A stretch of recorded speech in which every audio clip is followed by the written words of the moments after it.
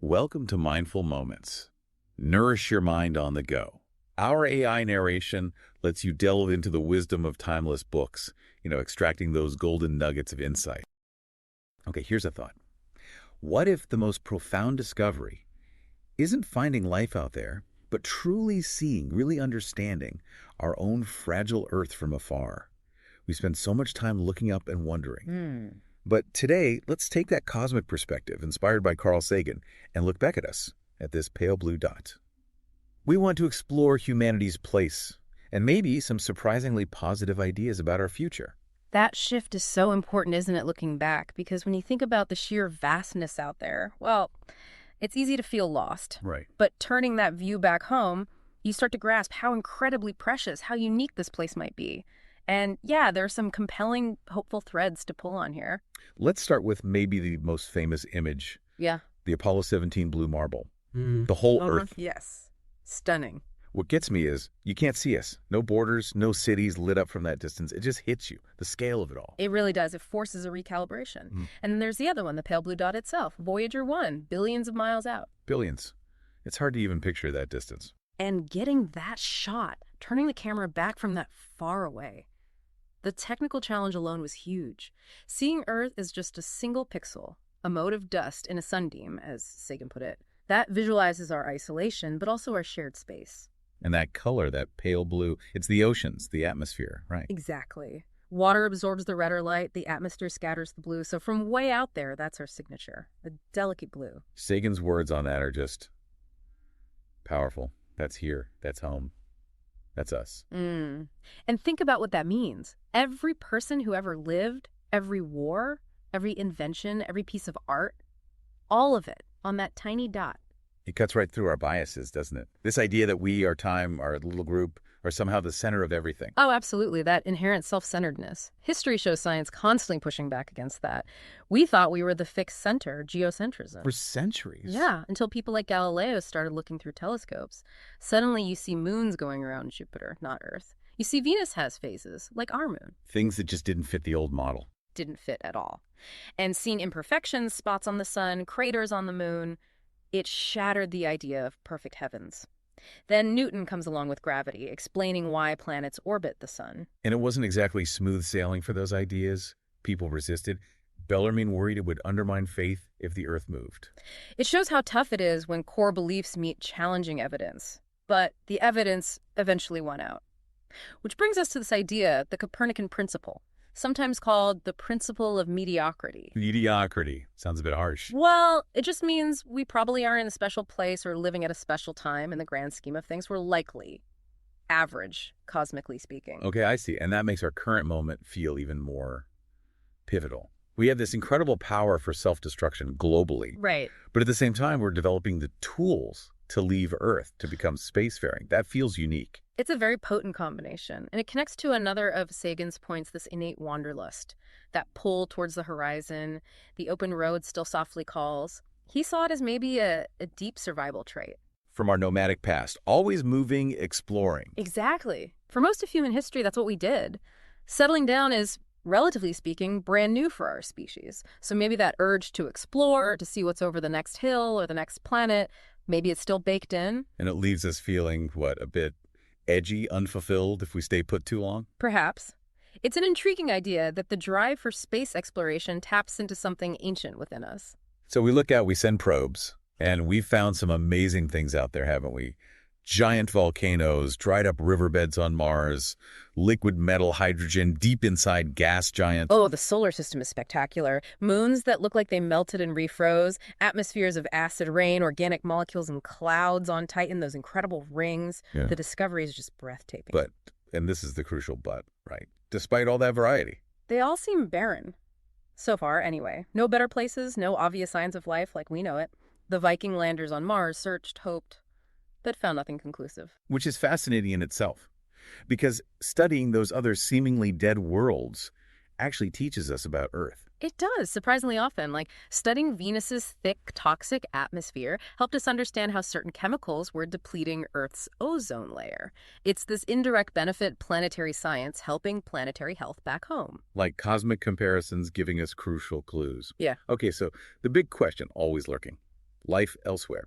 In our solar system, what are the signs, or lack thereof? Well, so far, nothing definitive. We don't see other planets with atmospheres rich in oxygen way out of chemical balance, like ours is, thanks to plants. That's a big tell, isn't it? The oxygen. It's a huge biosignature, and we don't see widespread red edge reflection from chlorophyll, that signature of vegetation covering large areas. The things that scream life here aren't obvious elsewhere. But we haven't stopped looking. There's the search for signals, too, right? SETI, listening for technology. Absolutely. Projects like META, scanning radio frequencies, searching for those narrowband signals that nature doesn't seem to make. The idea being maybe another civilization uses radio. And any luck there? Anything promising? There have been puzzling signals. Project META found some that were hard to explain naturally, but the key is repeatability, verification. They haven't been confirmed as definitely artificial or extraterrestrial. And filtering out our own Earth-based interference is a massive challenge. Newer projects like Beta are trying different, maybe more efficient approaches. The great silence, for now at least. Mm. Okay, so let's pivot back to what we do have. Earth. From orbit, what makes it scream life? Oh, visually. The blue of water, the white swirls of clouds, the green and brown patches of land. But chemically, it's the oxygen atmosphere maintained by photosynthesis. It's the ozone layer protecting the surface. It's the liquid water everywhere, the sheer abundance of chlorophyll. It's a dynamic, living system. But Sagan also saw, from that same perspective, worrying signs, hints of damage. Talk of us destroying their ozone layer, eroding their topsoil, performing massive uncontrolled experiments on their planet's climate. Yeah, that's the sobering part. Seeing the potential fragility from orbit, it forces those questions. Are we aware? Can we act together? Do we really get how interconnected everything is? Or are we just messing with the only home we know? It's a heavy thought. And yet, space exploration also gives us tools for Earth, right? Satellites watching the climate, GPS. Definitely. Earth observation has become critical for monitoring our planet. Weather forecasting, environmental changes, resource management. A lot of that relies on space technology, and GPS is woven into everyday life now, so there are direct benefits. It really underscores the complexity. Yeah. Maybe this is a good point to pause, reflect on that cosmic viewpoint. These kinds of deep thoughts benefit from, well, some mindful moments. Taking time to really absorb these ideas is valuable. And for listeners interested in exploring more reflective analyses like this, Mindful Moments and our podcasts, which is an AI audiobook analysis YouTube channel, might be worth checking out. Interesting. Okay, so thinking ahead, why push outwards? Why become spacefaring? What's the real drive beyond that potential ancient wanderlust? Well, the early space race, Apollo, that was largely political, Cold War rivalry. Sure, initially, but the justification has shifted, hasn't it? Now it's more about, well, long-term survival. The many worlds are none idea, protecting against cosmic catastrophes, asteroids. Exactly. We know there are rocks out there, near-Earth asteroids, that could cause immense damage if one hit. We saw that close call with 1991 OA, developing the technology to find them, track them, and potentially deflect them. That seems like a prudent long-term insurance policy for the species. Makes sense. A planetary defense system. And then there's the really far-out stuff. Terraforming. Actually changing other planets. Yeah, making Mars or even Venus more Earth-like. It's theoretically discussed. Huge, huge challenges, obviously.